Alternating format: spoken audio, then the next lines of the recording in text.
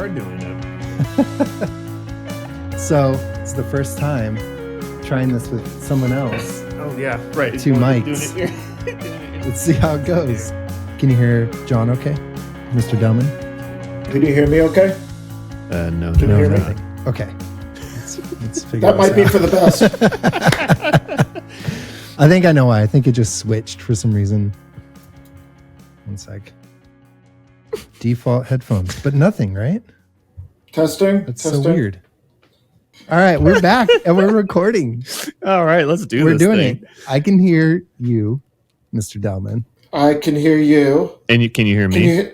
Yes, I can hear you. Wow, look at I this. can hear both of you. What a like concept. we're actually using computers. It's amazing. Who would have thought? Who would have thought? Not me. Well, let's just blaze ahead and talk about AI. I mean, Yeah, so, let's move right past all that. now that we solved microphones, Well, to kind of open it up, Mr. Jon Delman here has been on the podcast before, and we talked about process with 3 S's. It was like this Frankenstein snake monster, and the point of that was that process can be a little hodgepodge sometimes. It can be monstrous in that way, and it can take different shapes and sizes, and I think that's kind of the point, right? We talked about how you kind of got to roll with it and be open to embracing that sort of Frankenstein's monster vibe when it comes to process. So if you haven't listened to it, go listen to that. It's pretty great.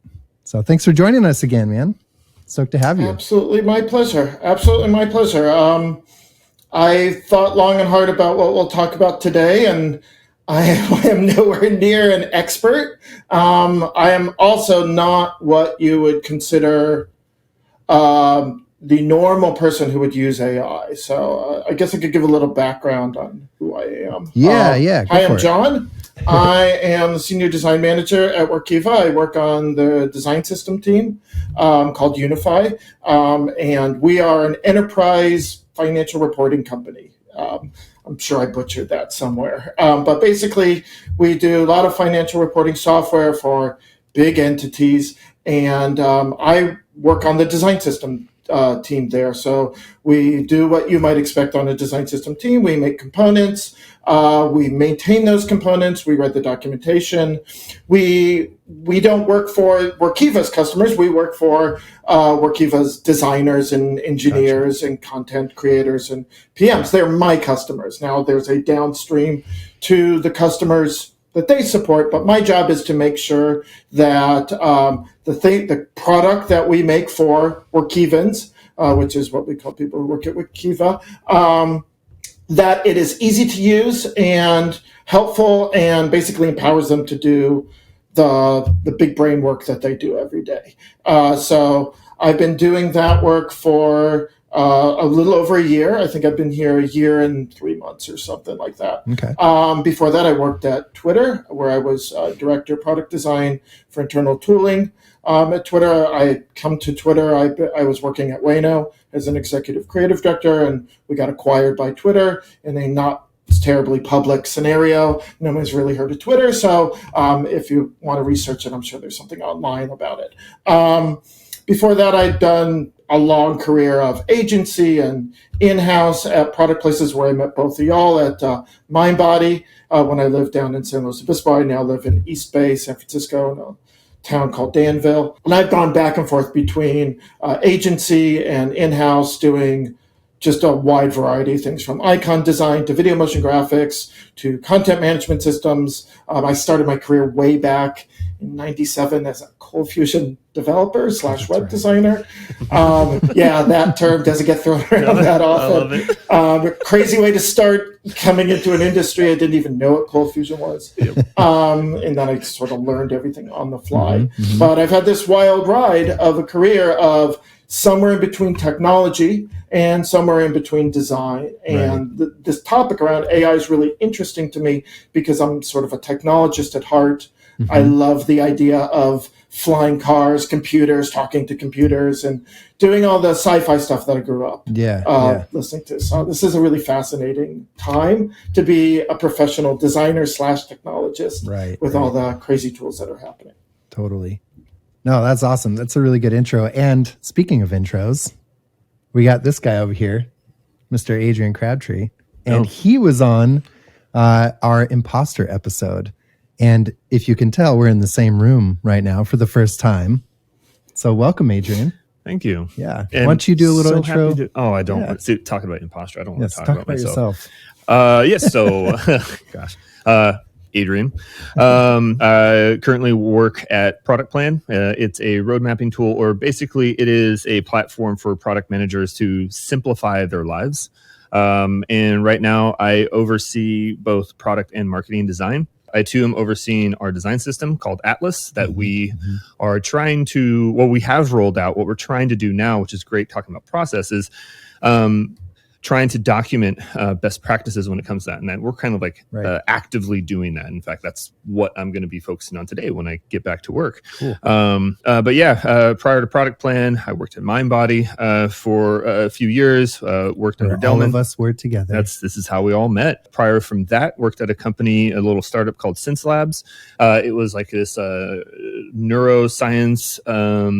company where we created this piece of hardware that could read your brain waves, and those brain waves would then interact with something on the app. And so I did a little bit of game design, helped create assets for that and whatnot. And then that's awesome. I didn't know about that. Prior to that, worked at Experts Exchange, which is basically just a Q&A site, much like Stack Overflow, where you have a question, ask someone, these experts, they give you an answer. But I started in web development, much like Delman. So I lean more towards that side. I'm much more on that technical side. I love writing code. I love getting into things. And in fact, like becoming this marketing developer, you can, as much as like you can poo-poo on WordPress and PHP, it's still fun to like get your hands into that code and manipulate that and to see that actually manifest something. So that's awesome. A little bit about me. Yeah. And I do have to say he's talking about liking code, but he's also an amazing visual designer as well, as I'm sure Delman can attest. I'm okay. One thing I will say, I know this is recorded, and I hope, Delman, you're okay with this. It's one of my, and this is meant to be an amazing compliment. One of my first. No. It's all good. One of my. Should I put a helmet on? One of my first design reviews. I forget what it was. It doesn't really matter what it was. It was just this static page that I had to design. Delman came over and she's like, "You're actually giving me a headache right now because I'm seeing line, another line, another line, and another line." Why are we doing this? Like, why are you segmenting this in a way that we can't use, color or typography? Why is everything having to be? And that has stuck with me to this day. And I love it because, no, in a good way, because everything should have an intention, and if you're just going to segment everything out, then just make a table. Like, okay, it's just a table then. Let's be expressive. How can we lead a user, like a customer using the site? How can we actually organically tell this story without saying, look here, look there, look there? And that has stuck with me for like to this day. And in fact, I preach that to my team members. Like, look at that. Yeah. So anyway, I hope you don't tell them that their work gives you a headache. No, I don't. The advice was good. The delivery seemed, wow, I wouldn't like to be telling you, your stuff makes me violently ill. It's just, it's not how I want to start my art direction. Honestly. I got two things from that. A, your stuff. And then B, you were comfortable enough to be yourself too. And so I was like, all right, cool. Yeah, like now we can have a conversation. Like, all right, cool. And like that guard is down. Now it's like, all right, I'm going to come at you in a good way. Like, like, what about this? I'm going to come at you now. You're short. You wear glasses. It's like, ouch, man. Dude, what? But no, anyway, I'm just extremely appreciative of that small moment. It was really wonderful, and that has spoken volumes. That's and that awesome. Was shoot, man, that was like 7.5 years ago, and like it's about right. It's been a while. And that's still like I go back to that. Yeah. Like, and it's all about simplification. Why are we creating something to be so complex when why describe something in 4,000 words when two will do just like the same, and that's kind of what I got out of that. It wasn't really the lines. It wasn't really that you had a headache. It was more of like, whoa, you are over engineering this. Yeah. Simplify it. What are you doing? Totally. Be a designer. I was like, yes, you got it, coach. I got you. Yep. Yeah. Simplifying. That'd be there's a monster in there somewhere about overcomplicating things. Oh yeah, overthinking and over engineering. We did overthinker. So I guess we already had overthinker, but I feel like there's something. Dude, that's the thing too. It's maybe the monster slayer is simplifier or something. I love it. It's kind of a lame. Like, don't over engineer something when you don't even know what the customer really needs. Yeah, because you're throwing spaghetti at the wall in the beginning, and then you're going to do research and whatnot. Yeah. Why are you going to spend all this time and like, all they needed was 10% of that? Oh shoot, man, we just spent all these months on something that could have been anyway. Yeah. Well, I digress. There's I used to go up to Apple on simplification. I used to, when I worked down in SLO, I worked at an agency and Apple was one of our big accounts, and I was on the Apple team for a number of years. And so we'd go up to Marcom up in Cupertino. And so we'd be up at Apple, which was its own bit of imposter syndrome and terrifying and all that stuff, which you never really get over. And at Marcom, they have this big wall that was like in between kitchen, and it says simplify, simplify, simplify. And I think 2 of the simplifies are crossed out on top of that. And that visual stuck with me for a long time of sort of like, you're always, as a designer, always on a trajectory to distill it down to everything on the screen needs to deserve its place there. There's no extraneous. Obviously, there's some extremities, right? There's always some aesthetic thing that's just there because it makes you happy, or you think it'll make someone else happy, or it's just a nice little flourish. But in general, you want to get that 90+% of everything there deserves to be there, has a reason for being there, or it shouldn't be there, right? And I think that's, to me, that threshold of like intentional design versus art. And I think we'll get into that when we talk about AI and the difference of those things and how technology can play into that. Totally. Yeah. Well, I think we can jump into it maybe real quick because there might be some more listeners because it's been a while since we've had an actual episode. It was me. My name's John. If you are listening to this for the first time. Oh yeah, John, tell us a little about who are you? Who I am. What's your background? So yeah, I got my start in design and then moved into photo and video and animation. Kind of shifted into that because as a kid I was always making skate videos and I loved kind of just fooling around with the camera. I took a darkroom class. I'm in that age bracket where we still had darkroom classes in high school, which was an amazing experience. We're there. We're all there. It just was such a cool transition. It's basically at this point, 20 years or so into the career, it was like that first half was design. The second half has been, it's still design. I like to call kind of it all design. You're still just designing in a different medium. So now it's video and photography essentially. I worked at a few different places, some smaller boutiques, at a magazine, ended up at Mindbody with these guys and Emily, who was on the Burnout episode. I think it was like number 3 or something. It was one of our first ones. She's amazing. August, who we got to get on the show at some point. Yep. And then August, when he left Mindbody, went into some agencies. I think he worked with you, John. And then he ended up going into an agency called Y Media Labs, or YML. And we worked there together for a few years. And then recently we merged with another agency in our network called Code and Theory. So if you notice, this thing used to say YML back there. Now it says CT. So yeah, I'm at a new agency essentially. It's the same people. We just went from 500 to 2,000. So now we got a big group of folks and they've been awesome. So I'm sure we'll get some people from this new merger on the show at some point.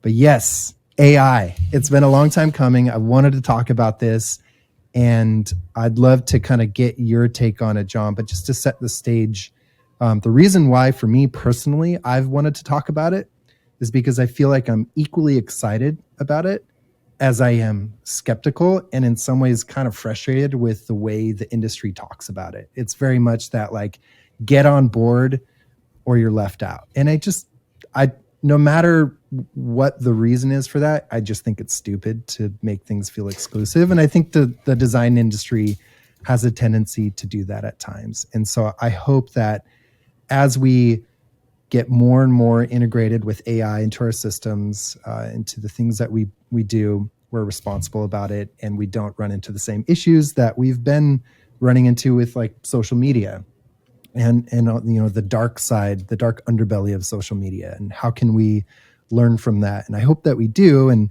maybe this podcast and this series, which is probably going to be a 3-parter on AI, can just be one small piece in that conversation. So yeah, Jon, I think the point of this is doing it in 3 parts. Is this first one is just kind of talking about, the genesis of AI. Like what are the roots? Is it new or has it been around for a while? And I'm curious what your experience has been throughout your career. It's kind of all of the above, right? So it's the natural evolution of automation and machine learning.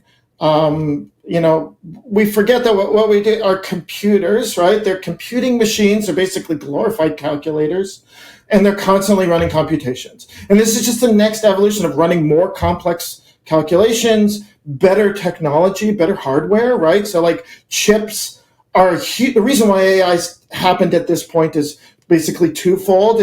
We have huge amounts of data in the world, more than ever we've had, and we have chips that can now read that data and process that data. And as we get into like even better and like some really sci-fi-esque sorts of technologies that are coming out of like on the atomic level, kind of weird stuff on like chip processing power, we're going to be able to do even more. And what we're trying to do, and what I think we've always been trying to do, is mimic ourselves, is try to automate things to make our lives easier.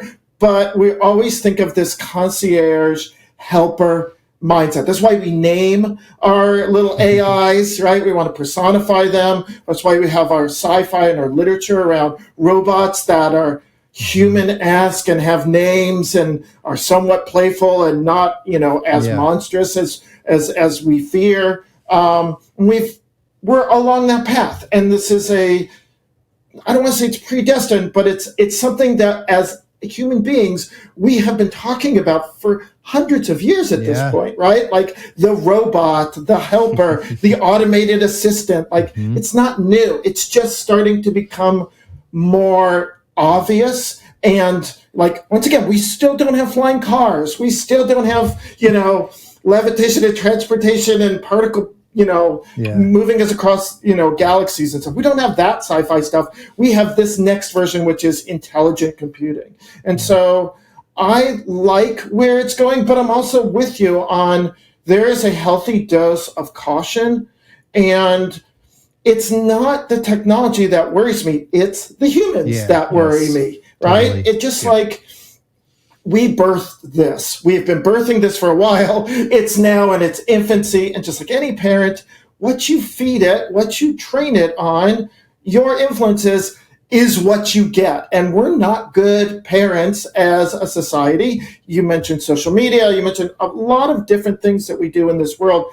They're not really healthy behaviors, right? And so, not shocking, we see 2 major things happening. We see non-moral scenarios with AI of just like, what did we train it on? Well, we trained it on the worst of us, which is we sicked it on social media, we put it online, and of course we got racist, misogynistic, terrible things spitting out because that's what we plugged in. And then we also didn't give it really great guidelines at the beginning of like, this is quasi-illegal, but not fully illegal, or this is immoral, or, maybe you shouldn't be just reappropriating that artwork and just kind of making your own hot take on it or fan fiction of it. And like, the problem is us and not the technology. I think you touched upon a thing that's not new, but still wildly frustrating to me as we take the word AI and we want to just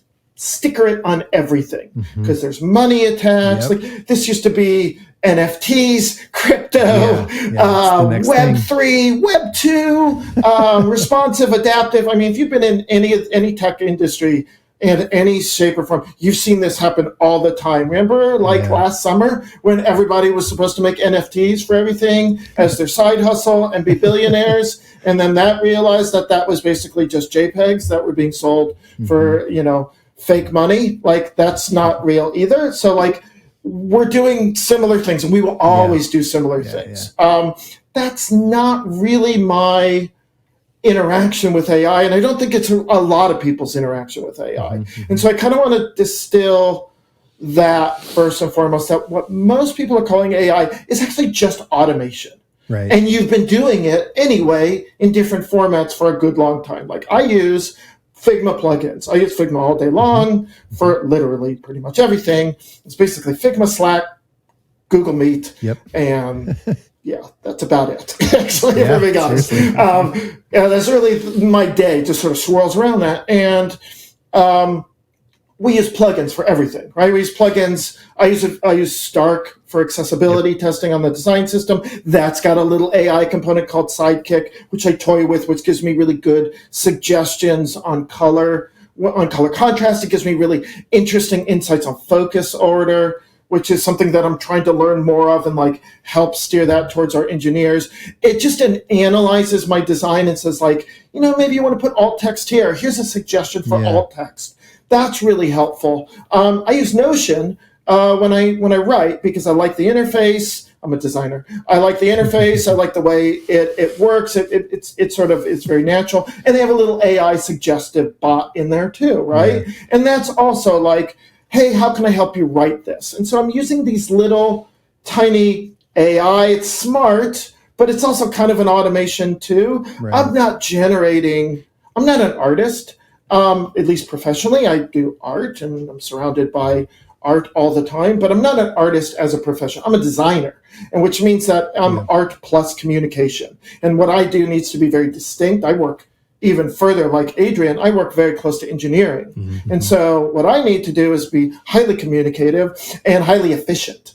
And that's where AI actually really helps me a lot in the efficiency sense. So it doesn't replace a job for me. It just basically takes a job that I would do, like going onto Google to help me understand a topic or write something a little better. I'll write bullet points on a topic, bring it into ChatGPT and say, summarize this in 3 paragraphs for documentation on a reference site. And it'll give me a big spit out. I'll then take that and then I'll modify it, right? So it's really like my first rough draft. I never just put it right in. I think there's a moral reason why I don't do it. Also, it's not my writing. I still want my voice to come through. But it's really helpful to be like, oh, that's summarized for you. And so then I pick it apart and I rewrite it a bit, and then I bring it back into ChatGPT and I say, summarize it again.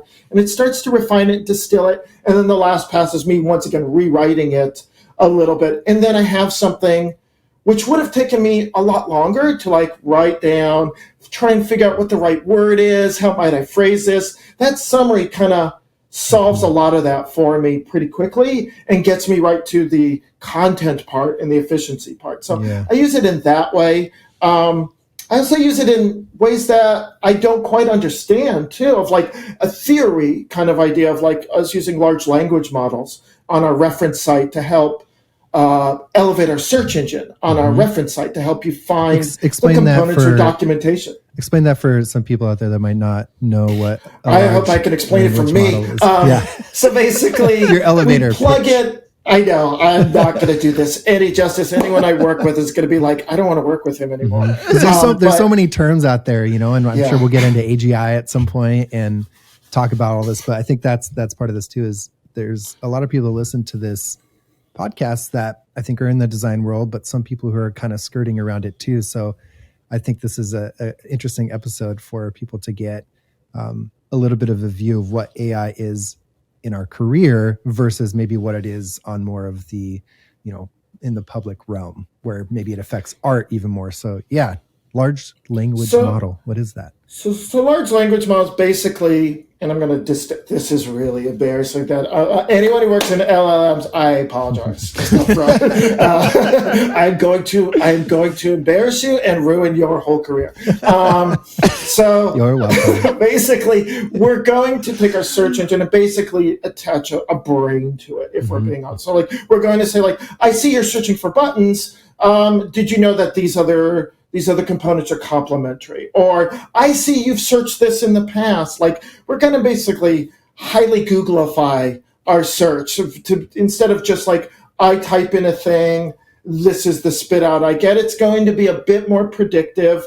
It's going to lead you into more of a conversation of like, oh, I see you're searching for buttons. Did you know that buttons complement inputs? Right. You know, we package those together. You may want to look this way. I see you've done a number of searches around hover states. You might also be looking for focus states, also looking for, you know, the code prompts on something like give people more than just the binary one-to-one. I'm looking for a thing, I get back a thing. It starts to become more of a concierge model. Yeah. Kind of, and large language models basically just take in lots of information, start to like create a narrative and a compendium of you and your search experience to then every time you search, it's building on it. Every time anybody else searches, it's building on it too. So it's like, I see that you're searching for buttons. Well, we have 1,000 other people searching for buttons and their most likely path to the next thing has been this. Can we help you along the journey? And on our reference site, you have to sign in through Okta, right? It's all SSO, it's all secure. So we know who you are. That sounds really creepy, but we know who you are, so we can understand sort of your search history. We can understand like what might you have been searching for in the past, and we can actually get you the information you want. Now we're all locked down. Ours is an internal system. We're not a public design system, so we're not sharing information. We don't monetize it. Obviously, we're just servicing the 100 to 200 people potentially that will use our design system, but this LLM helps us have a better conversation. It gets ahead of our support channels, which we run to help service the design system.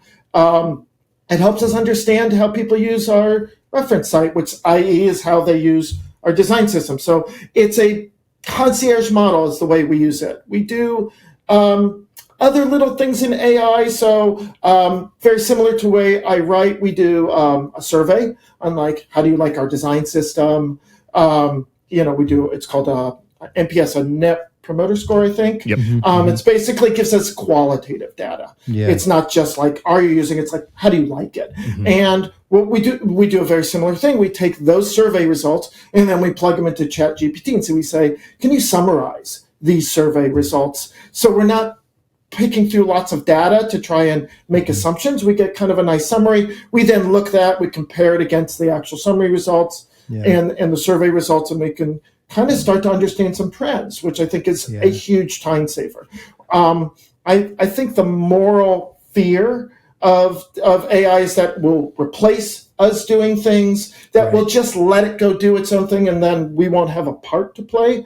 I don't think that's realistic, to be honest. I think first off, I think it's the limitations of AI don't allow for it right now, even though there's some really fascinating things that we've all seen of like it making designs for us, or I say 3 words and it makes something amazing art-wise. I know we've seen those. I don't see them as being highly useful right now. I don't see that in my trajectory of like, it's just going to go do my job and I'm going to let it go just do my job. There's a lot of human interaction that I still think is necessary and beneficial. Like, it's not just that I don't trust the system. It's like, I'm adding a benefit to like re-summarizing it, distilling it into my human perspective based off my experience to communicate this to other human beings. Like, I don't think AI can do that right now. And I don't want it to, honestly. I think the human conversation, the margin for error, by the way, is a positive, I think. That human perspective is what makes this approachable, understandable by other humans. At the end of the day, other humans need to digest and use the work that I create, not robots, not computers. So like, if it's just a computer spitting it out, I think that disconnect is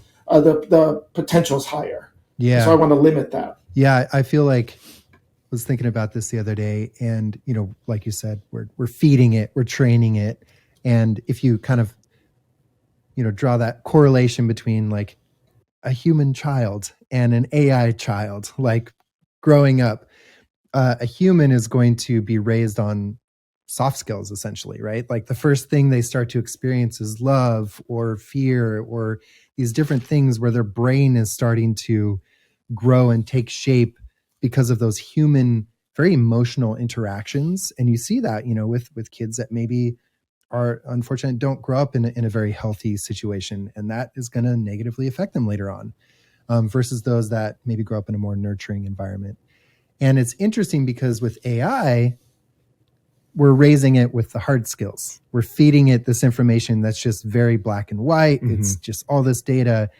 And so what I think it's going to grow into is going to be completely different than what humans are. And maybe that will change and we'll find these weird, interesting, creative ways to feed AI models in a different way with maybe more of the soft skills, which in some ways I almost think could be better because they might be more emotionally intelligent. But I think for that reason, we're also, again, we are feeding it. And so this argument of if you use AI, you're always going to be ahead of people who don't. Okay, but at the same time, the things that we're feeding it are the things that we as humans are doing and creating and saying. So you're always going to need that to then feed the models. So I almost think that there's just room for both. People who never touch the thing are in some ways going to be as valuable as the experts who use AI because they are just separate from it. And they are doing this more organic thing, again, being raised with more of the soft skill core versus this hard skill. I think there's like this harmonious combo. So it's not like everybody needs to use it and you're going to be left behind if you don't. So I think it's everything you're saying. It's just so technical. And I think people don't realize how technical the applications of AI are because they see Midjourney and they hear about writer strikes and they see all this stuff happening out in the world, which are real things that are affecting real people. I mean, I know I have friends who are filmmakers and illustrators and photographers, and they're like, shit, I'm going to be put out of a job. And in some ways, they are getting passed over for things. I don't think that's going to last very long. And I think there's going to be sort of a spectrum of people who, use it as like a hybrid thing. I'm kind of one of those people. I'm like you. I use it as like a sparring partner. I see ChatGPT as like my C3PO, and like I just kind of throw things at it, and then I take it and I do my own thing. But I'm never trying to let it do the work for me. So yeah, I'm curious, Adrian, how have you bumped up against it in your career, or even just personally, like looking at things online?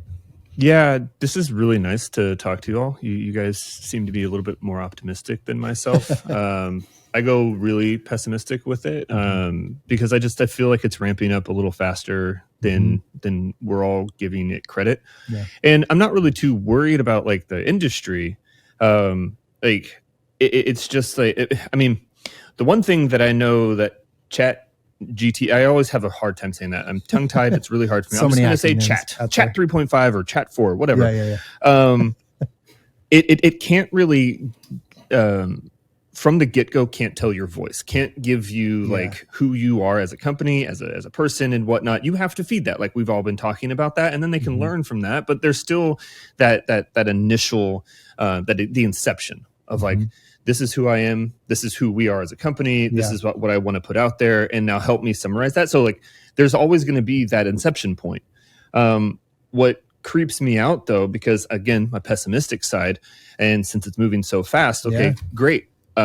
Maybe in 6 months, all I have to say is like, you know what? And I could just be some, CEO dude, like, this is kind of like who I am. I want to be empathetic. I want to like really strive for customer delight. Write me a story on how I can do that. Give me an about page. Yeah. And then it completely takes away. Which is kind of already happening. It is 100%. And like, and you can do that. And then you can take back and kind of rewrite it and put it in your own voice, because you always want to lead with your own voice. Yeah. But it's going to get to a point where you're not going to have to do that. Like it's going to literally just do it for you. And I would have these conversations with some of my buddies, and this was just this last weekend. It's like, man, and this is where I go really pessimistic. This, like, I really love this conversation because I go down the deep dark end. Let's get dark together. So we have these like white collar jobs and whatnot. Like we're already using it at our place. Like product management. It's like, hey, here's this issue that I have. This is the goal that I want. How do I get there?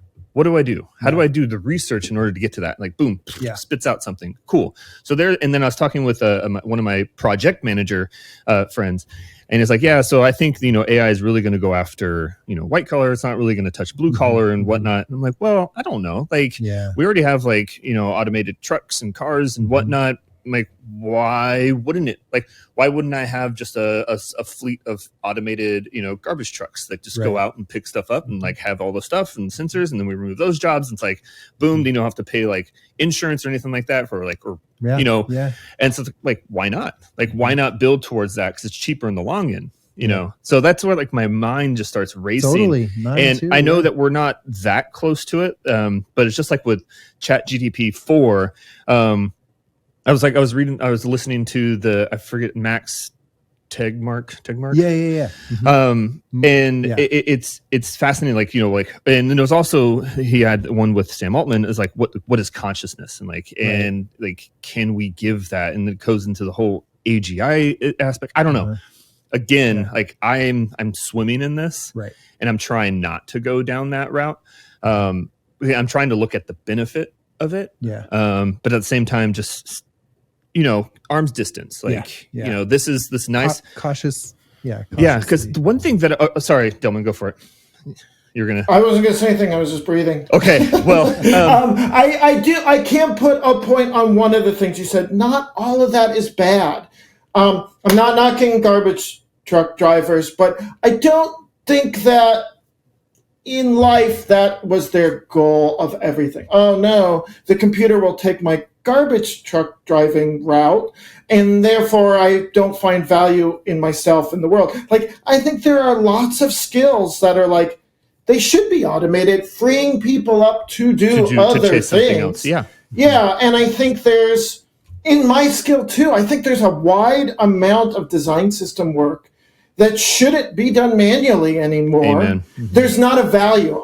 Sometimes I do that manual work because I enjoy it, and sometimes I'm actually just a little bit faster than computers doing it, and to be able to make decisions. But in general, like, I do see it eating away part of my job, which is great because that actually empowers me to do some of the other things I did not actually have time for. And gives me, like, imagine starting the race halfway through the race, right? With that advantage, is like, whoa, how much more can I do here? And I think that's great. But I get the fear too of, like, if you've done a job for a good long time and that job hasn't wildly evolved, maybe slightly evolved, and then there's this big spike in evolution, that's off-putting, right? That is your whole foundation is kind of crumbling. Like, that's terrifying because you've associated your job with your value and your livelihood and all these things that I find to be some of them unhealthy that we've associated. And I'm hoping that AI will empower more people than it displaces. And to be like, oh, I no longer have to do this awful thing that I hated doing. And now I can be freed up to do this other thing that I really do enjoy doing, that is quite the human part of it. And then keep going there. But the fear is real. You're 100% right. It's super real. That's well put, because like in that other video that I was watching, it's like, well, they were talking about cancer, and it's like, well, it's not solvable. It's like, well, no, it is, like, based on physics and, chemistry and whatnot. It is solvable. We just don't have the time, or maybe we don't have, the technology right now. Give that up to AI, let them go do that. And then we can take care, like, in the best way we can, while we have this like third party kind of working on these amazing cures to diseases that we see currently right now as unsolvable, uncurable. And so that's like a radical thing to what Delman was saying is like, okay, I don't want to like spend my time an input. Really, I need to like 4 pixel radius. Okay, I need to hover. I need to active. I need a focus state. Really, just like, no, just design that. And I want to see how that actually is going to fix. And within a form, how's that going to function? I want to get that down. Like I can focus on that and make sure. But these like more like menial tasks, medial, whatever. Having AI take care of that to get me started, and again, starting the race halfway through, heck yeah, like let's go. Totally. Like I'm already there running. Like I'm good. I'm on the ground. Like and so that makes sense, and I like that. It's just the way my mind works is I cannot let go of like that fear. Yeah, and just being very conscious of that fear. I think that's healthy though. It's healthy. I mean, fear. There's a purpose for that emotion. Yeah. And I think the purpose is to make sure that we're not blindly going into things like this and embracing things without like, I'm not afraid at all. Okay. Yeah. It's just not maybe a wise thing. But one other point that I wanted to make too, and I think it really lines up with where we're going with this conversation. Rick Rubin was on Tim Ferriss, and there was this quote that he had when he talked about kind of AI, but I think more just about like using technology for creating art. And he's the perfect person to make a case for this. And he says, computers do the work, but we do the noticing. And that's very much like who he is. If you've seen his interviews or read his book, he basically says like, I don't have any skills. Like I don't play instruments. I don't really understand how to do a lot technically, but what he has in spades is taste. And when he hears something, he goes, yep, that's it. That's right. And we've seen that through not just the quality of work that he's produced, but the wide variety. I mean, everything from like Slayer to Beastie Boys. And so that quote stuck with me. And it kind of reminds me of like, you know, if you're a DJ and you go to a record store and you're kind of flipping through records and you hear something, you're like, that's it. Okay. But then there's this other thing. And I'm going to pair these together and make something new. And so with AI, whether it is more technical and it's figuring out the radius on, you know, a button and rounding out those corners, it's going to spit out more options than you need, but you're going to do the noticing. I think what it comes down to for me is I just don't trust humans. It's just like straight up. They can typically ruin a lot of good things. Like, you know, the whole phrase, like, we can't have good things. This is why we can't have good things. And so it's like, you know, like that's where my I can't tell you how many times I use that phrase just in this household.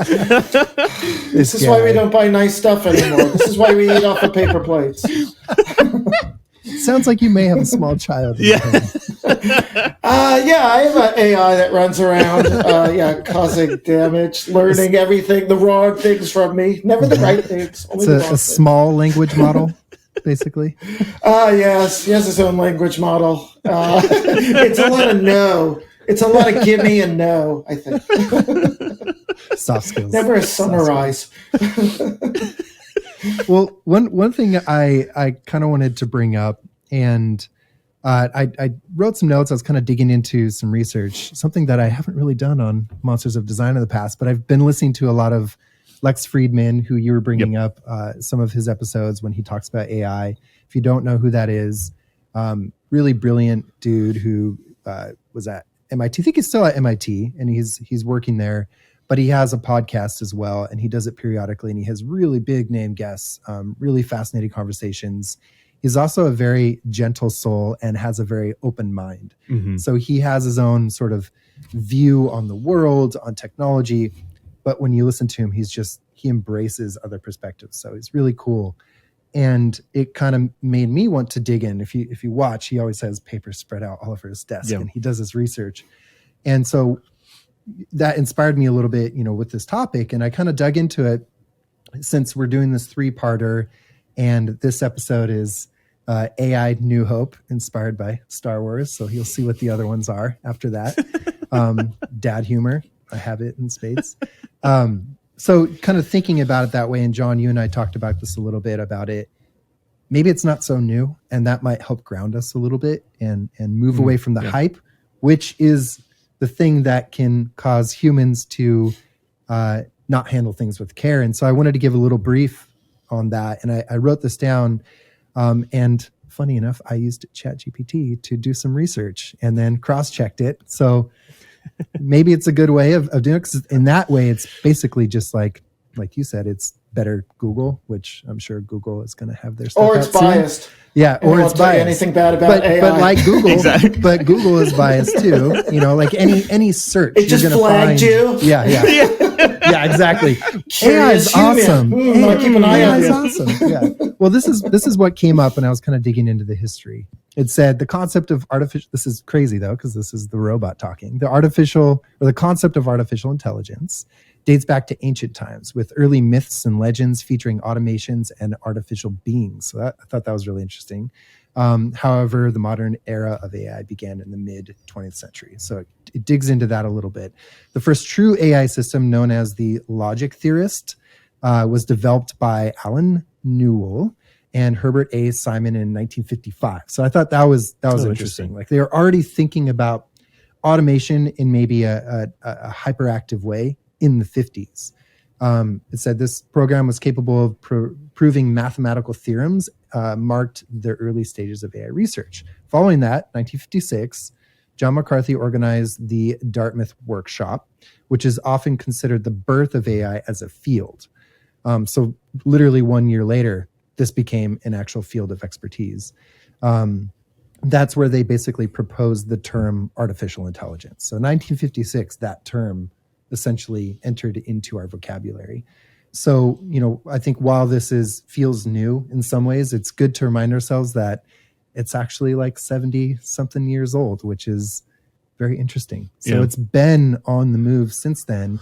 And like you said, John, it's kind of a sticker that people have been slapping on things to sell their products. And I think that's going to phase out, just like the hype of NFT, and other things like that. But it will be interesting to see how it phases out, because it's definitely different than NFT and a lot more effective than things like that. So I'm curious, with that in mind, is this actually different than NFT? And what are maybe some of the things that, even if you're feeling a little bit pessimistic, and John, I think you're maybe feeling more optimistic, what are the things you think we can really all agree on that this is something we should embrace? And if we do embrace it in this way, it's going to lead to positive outcomes in terms of how we use AI. I think what makes me optimistic is actually the same thing that makes Adrian pessimistic, is it's human beings. Like, interesting. This idea that all CEOs are going to be like, I understand AI, I can spit out a website, this and that. Yeah. It's like, yeah. I haven't met a lot of people who are technologically advanced enough to make that, especially in business. We are sometimes designers and developers and people who are sort of, I'll call it the tip of modern tech right now, or at least consumer/enterprise tech. We forget that the rest of the world doesn't work that way, that most people don't think like we do. Like I said lots of words today that I think my mom would be like, I don't know what half those words mean, right? You mentioned Figma. What is Figma? You mentioned LLMs. What are LLMs? What's SSO? Like all these things that are constantly, but all of us in this call are like, oh yeah, I totally get that. Like we assume that the CEOs all like Mark Zuckerberg. That's going to be like, I get what this is. I know how to employ it. I'm going to do it for my own ends. Most CEOs don't think about stuff like that. Yeah. They don't embrace technology to that level. They embrace them like they would embrace any other tool, and they see their business like a small business, like any other owner of a small business.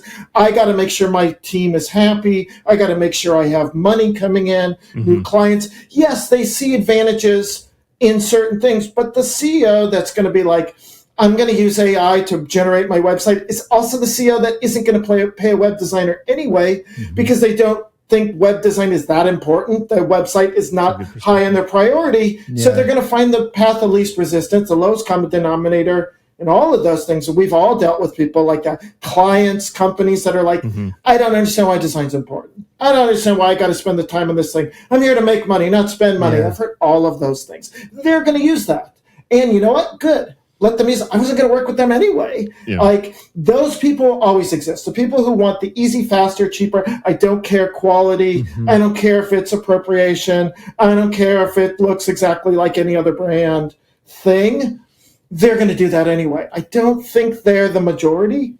And they've definitely not steered my career as to like, oh no, everybody just wants the lowest common denominator in design. I don't think that's true. And at the same point, I don't think the Silicon Valley companies are the majority either, where they're like, hey, we can fire the entire staff because we understand complexities of open AI. It's like, I don't think that's most companies either. Yeah, totally. I think there's a nexus in between those of like companies that have money, companies that value design of various levels. We can all debate how much or how little they value design or technology, and then where they want to play with technology. I think there's a lot of those, and a lot more of those. And I think this is this interesting cyclical thing. I think AI creates companies that make AI, which creates, like, there's this, we're exploring an idea to use AI to help us make plugins for our design system to make automation better. It's this really weird meta thing. Like, I'm working on our V2 reference site, and I'm making a design system for the design system site. Interesting. To talk about the design system. And it's this kind of idea of like making the AI to make the automation plugin to help make things more automated and fluid, like, and sometimes actually to work on our Gen AI product. Like, there's this weird arc in there. I see a lot more of those scenarios than I do see the CEO who goes, I can finally fire everybody, and it could just be me on a big mountain of gold like Scrooge McDuck, because AI gave me that. I don't think that's, I don't think there's any real evidence of, an uptick in that. I think there are bad owners and nefarious owners, and then somewhere in between. And I think if you're in the ad agency world, the only question you need to ask yourself is wait till AI can actually understand what a client wants. Once it can understand what a client wants, then it should take my job in agency, because none of us ever figure out what clients want. And you know what? AI, you could totally have that. You could totally deal with that. I'm totally cool with that. Go ahead. Yeah. Well, yeah, take that. That's fine. There is one more thing from Lex Friedman I wanted to read, and then maybe we can go into our favorite monsters, because I think this has been a really good conversation, and I think it's setting the stage, I think, for the next 2 episodes, where the following one's going to be about just kind of digging into it and prompts. So I work with someone, his name's Marcus, and he's like a Renaissance man. He's amazing. He's so talented. He's a senior copy designer at our agency, but he's also a musician. He writes, records music. He was actually kind of big in Korea as a backup dancer for like K-pop stars. So he's had this wild past. He plays the keytar. He's incredible. So epic. He'll be our next guest. And that episode will be, again, AI, which the overall, our Star Wars is called Art Official. And this one is AI New Hope. The next one's going to be The Prompt Strikes Back. So we'll get into that. And I think that'll allow us to kind of move from this technical world of design into maybe more of this emotive, artistic realm of AI and the implications there, and how we might want to be conscious of prompting things to generate content. So we'll get into that next. But this thing really stood out to me, and it was one of the episodes that Lex Friedman did that I sent you. And at the beginning of his episodes, I feel like I'm totally fanboying right now, but he's awesome. He's pretty awesome. I never even knew of him, to be honest. Yeah, he's great. He's egg on my face. Yeah, I'm such a big fan. He leads with these like monologues that he'll write, and they're really cool because you can tell like he's really passionate and thoughtful about all the topics he brings up. So this is something he said, I think it was with Sam Altman. I think it was that episode. So at the beginning, he says, I believe it is a critical moment. We stand on the precipice of fundamental societal transformation, where soon nobody knows when, but many, including me, believe it's within our lifetime. The collective intelligence of the human species begins to pale in comparison by many orders of magnitude to the general superintelligence in the AI systems we build and deploy at scale. This is both exciting and terrifying. It is exciting because of the innumerable applications we know and don't yet know that will empower humans to create, to flourish, to escape the widespread poverty and suffering that exists in the world today, and to succeed in that old, all too human pursuit of happiness.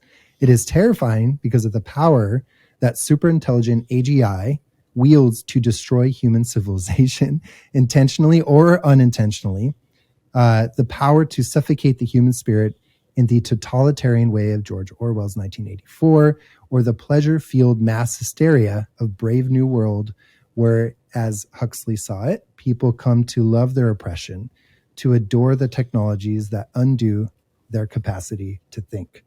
So it's quite thought-provoking, and that's I kind of live in that sentiment where it's like 1 foot in the door, 1 foot out, and in some ways, maybe it's interesting. I think on a spectrum, not that you're blindly accepting it at all, Jon, but I think you're seeing so many amazing practical ways of using it, and you feel very hopeful.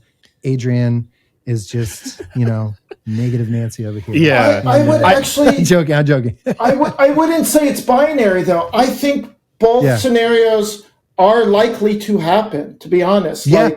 We're already doing that now. Like, do we think, honestly, that a country like North Korea is going to embrace AI in the most generous way to feed their entire population? Or are they going to use it to enhance security and spying and control of their population, right? Like, we're going to see pockets of good and bad, and there's the gray areas are the most interesting to me, of like, it can go either way. And I think I'm mostly hopeful because I think people in general are good. I think that overall, most people are good. I think there are awful people and amazing people. And in between, the rest of us generally want to be good, or at least do no harm. And I think that is why we live in the world we live, right? This chaotic uncertainty, but amazingness at the same time. Yeah. No, I love that. And this is it's tangential, but so I meditate every day and I go through Headspace, and at the end of Headspace, they'll have like a little blurb of like, this is what we want you to take away. I'm going to butcher it, but it's essentially like, hey, and it was like, the whole thing was like, you've ever been cut off when you're driving. It's like, well, they didn't really do that to you. And so like the end quote, like at the end of the day, was like, imagine people just want to do good, and sometimes we mess up. Like it's not really towards you, and it's not really it's not like targeted or aimed at you. It's just maybe they just messed up. Yeah, they want to do good, and like like most humans want to do good and want to do good by others. And so it's like, so it's like it's having that mentality, that thought process, and like knowing that there may be some bad actors, but then am I pessimistic? Like the bad actors are typically the ones more in power, and so that's who like I think of like these countries that could take this and do other things with it. But for the most part, we're going to have these wonderful, amazing individuals building this foundation that we can see AI just like benefit us rather than control or be a detriment to us for their own benefit. It's like, no. Like, so that's like, it's mental gymnastics that I'm trying to work through. No, that's great. And I'm trying to go, for me, it's like, I don't want to just be ignorant to it, and so sometimes what I do is I overstep that. It's like, well, Adrian, chill, awesome. You're thinking that way, but that hasn't happened yet, has it? So stop telling yourself that it could happen or is going to happen tomorrow. It hasn't happened. Why worry about that? Yeah. Just take care of like what you have in your surroundings, right? And then go forward with that. So anyway, no, it's great. Yeah. I love that. Yeah.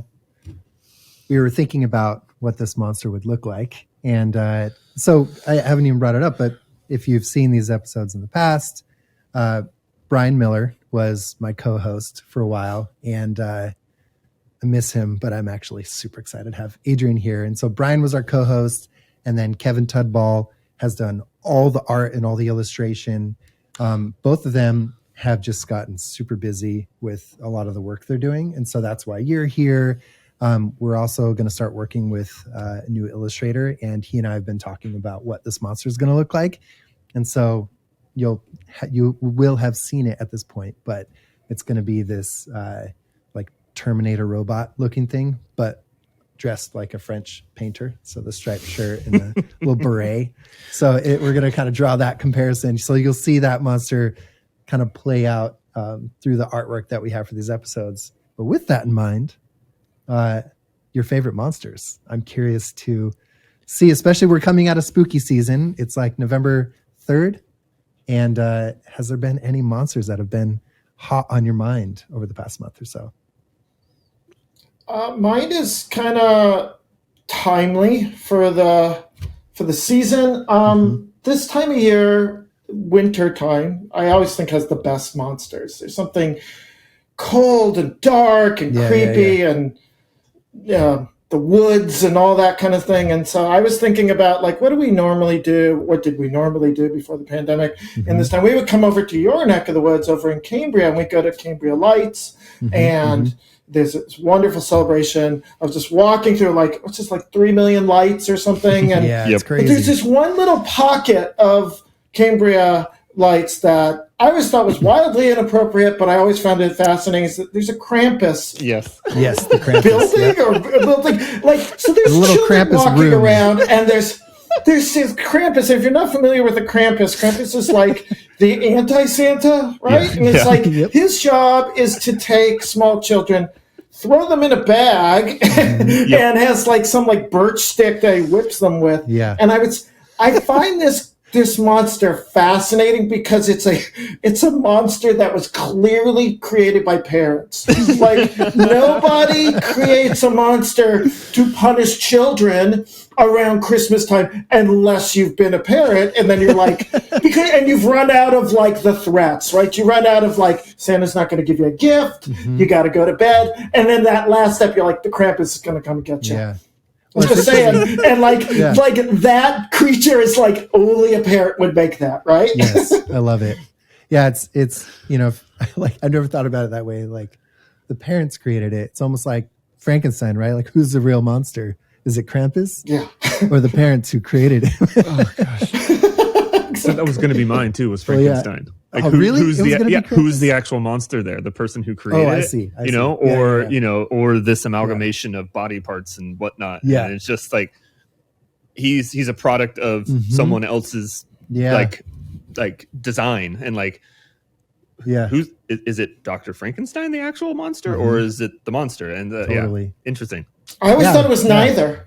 I always thought it was the townspeople. Ooh, I always thought it was the townspeople. So it goes back to the human condition, and people cannot be trusted. They're the monster because they're I like that. Unwilling to accept him. So I like that they're unwilling to love him, so he creates something in order to have love. Yeah. They're unwilling to accept something new, which is his creation, which is just pure in general. And he obviously, like AI, feeds it with all the wrong things. Yeah. I would always think that the townspeople were the monsters in that story because, like, who takes to pitchforks and torches? like that is, you just have like a town hall. Like, understand, like, there's a lack of understanding of Frankenstein that always struck me as like, yeah, he's damaged goods, right? Where he's like digging up dead bodies to make a creature. Like, yeah, there's some massive therapy moments there.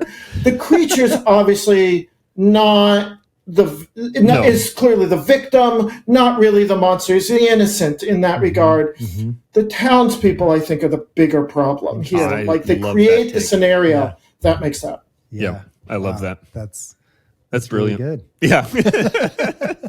Done. Man, thanks for showing up, everybody. Yeah. I feel like it's hard to top that, and it just dawned on me. I haven't even put much thought into it. We've been watching a lot of scary movies. Oh, you know what? There's a good Futurama episode where they it's like this big buildup, and it's like we've concocted the biggest monster or the greatest monster of all time. It's at like the end credit, and like this capsule opens up and the smoke comes out, and this guy just walk out. Turns out it's man. So it's like humankind is like the biggest monster. That's hilarious. Yeah. Shoot. Man, we went to this. I guess there's a collective of monsters for me, and this year was the second time, and I think now it's going to be a yearly tradition. We go meet up with some friends in Thousand Oaks, and they have this thing called Reign of Terror, and it's like a 45-minute haunted house walkthrough with like over 100 rooms. And it's just a permanent fixture. It's like in this shopping mall, in this big warehouse. And it is incredible. So if you're in Southern California, Reign of Terror, it's not really a specific monster, but they just have everything. And it is, the first year I did it, I was like stressed out. Like, I don't know about this, but my wife just like loves horror movies and always pulls me into things like this. And I was like, okay, I'm going to do it. She's just a lot more brave than I am. But after I did it the first time, I'm like still freaked out, but like so excited to do it. So that's my favorite monster. Collective of monsters. So I guess it's the haunted house monster, the human that is pretending and jumping brave. at you, and creating these artistic rooms and lighting and sounds, and I love it. I love that kind of stuff. So, I can't do that. I stuff hate haunted anymore. houses. Yeah, I hated that as a kid. I grew up around there. Love hate. I just hate. They're all about the jump scare. Yeah, like exactly. The jump scare is, to me, that's it's the cheap scare. I was just going to say it's cheap. Yeah. It's so I need to be cheap. psychologically It's like not scary. It's it's just like if you're ready to get punched. I mean, like you're jumping at a human being. Yeah. In any other capacity, you do that outside of Halloween, and you're getting uppercutted. Yeah, like I like to think that I could actually do that. I wouldn't. I would scream like a girl and run. Yep, I know. Me Actually, too. I wouldn't. Let me rephrase that, because I wouldn't even scream like a girl. I would scream like me, and because my wife is way tougher than me, and she would just be like, she probably uppercutted. Yeah, so we have that in common. I most likely would just faint, or that, or throw my wife. It's like. You pretty much like, you go get him, sick him. She's so much stronger than me. Like, Janie, go get her. Go get him. I can't do this. Love it. Well, in Star Wars, you mentioned like this is a Star Wars theme. It made me start to think about Star Wars monsters too, because they're a specific genre of monster. And none of them are ever like, oh, that's terrifying. Oh, they're almost always like, that's odd, or that's interesting. And then there's this question mark category. And for me, the question mark category was always the fascinating. Like the Sarlacc pit, like, what a strange, like, how much stuff could possibly be falling into that pit to sustain a creature that large? You know, like there isn't that much stuff out there. Like, and it's got arms all over the place. And even we're going to discount the redo where it's got a weird little beak going on. That doesn't exist. But like, it's got these arms. It's like, you got to be thinking like, there's nothing out there. Yeah. Like, it's a huge creature. Yeah. What is sustaining this creature? You know, it must be digesting things. It's just like digest for 1,000 years. It's dosing it out, right? It's just a little bit of energy at a time. Just, like, you know, that Boba Fett moment was really big for it. You know, it's like, I'm going to eat for 1,000 years. We call that Chihuahua face. My wife does it a lot, where she's very skeptical, and we'll bring it. Because there's this meme. I'll have to find it, but it's like this Chihuahua that's like it kind of has this look like, really? Oh, I think I've seen that. So ever since then, that sounds like you have Chihuahua face. That's amazing. And I love that scene. I grew up watching Jedi. Like, it was like that whole scene. I love all of it. I love the costumes. I love the whole world building, and that like that part of Tatooine, fascinating. But that scene, and you're watching it, and you're like, how does it get there? And then, I remember as a kid watching it, and the thing explodes, like Jabba's palace just explodes right on top of that poor thing. And you're like, oh no, it can't close its mouth. So it just gets like a mouthful of flaming machine. Yeah, that sucks. Yeah. Like, you feel, when you feel bad for something that awful looking, that's a plot problem, I think. Like, I think that's the perfect end. Yeah, I think so. It's an ending. I don't know if I call it the perfect one. Well, it's ending. Yes, John, thank you so much for filling our brains with so much interesting information and perspective on AI. And I'm super excited to continue this conversation with Marcus, and then I'm hoping we can get Emily back on. We talked about earlier. She was on the burnout episode, and super smart person. Her episode or whoever that person ends up being. The third in the AI Art Official trilogy is going to be Return of the Jed AI. So there's another dad joke-ish kind of humor for you. You're welcome. You're welcome. I have to put up with Nobody said thank you. Yeah. You said it with your eyes. I saw it. Is that what my eyes said? I thought they said other words. It maybe ended with you. I love this series because AI is super complicated, right? And I think starting it with what is AI, what is automation, this historical thing that it's something we haven't realized what it is. We've been using, and we're just slapping a title. The next one is really, I think, where most of the conversation has been happening around the moral and the artistic side. And that's a fascinating thing. I am not qualified to have a conversation because it's not what I do for a living. I can tell you, as someone who is now a client of vendors at times, like, I would still use a human illustrator over Midjourney or one of those, because it's the happy accidents, it's the unexpecteds, it's the screw ups a little bit that give art and illustration specifically a personality and like an inside joke kind of vibe to it too. Like the cultural resonance of some of the illustrations, especially with brand, matters. And I don't think because a computer can't dream. I think it lacks that weird conjoining of like an idea with reality that's kind of not real, and like it can't do that yet. It's kind of like mimicry. It's like faking humanity instead of actually existing in humanity. You know, I actually contemplated, and I tried it just for fun. Like, what would it be like if I created these monsters of design with AI for a hot second? Kind of skeptical, and like, I don't think I want to do that just ethically, but I was curious, and I was so unhappy with it, and I missed that illustration vibe that we have. So we are going to stick with a real illustrator. So Jimmy is the person I'm talking about. And what made me so excited is he started showing me some of the art he's been doing, and it's very like, it's almost like he moves between this style of like kind of tattoo style art, but then also like the skate punk, Santa Cruz skateboards kind of stuff, Creature. And so I was just stoked to work with him. And he showed me this one piece that reminds me of kind of what you're talking about. It's that thoughtful, creative way to express something that maybe AI can't quite do. Maybe it can at some point, but I think humans bring that. It was for a friend who has this like pizza business, and he kind of like, it's not like a food truck, but it's that sort of thing where he does like catering, and he just loves pizza. He's all about it. So he drew this pizza slice that kind of looks like Cuphead. So that style of, old illustration animation, and it's rolling up its sleeve, but it's like cheese, and it works so perfectly. It's like such a creative, thoughtful thing. And it says, "You want a pizza, me?" So yeah, it was brilliant. Super stoked. Good until the end. You had me at the dad joke. And on that, I think the cane is coming out and it's just pulling me. Well, thanks, Jon.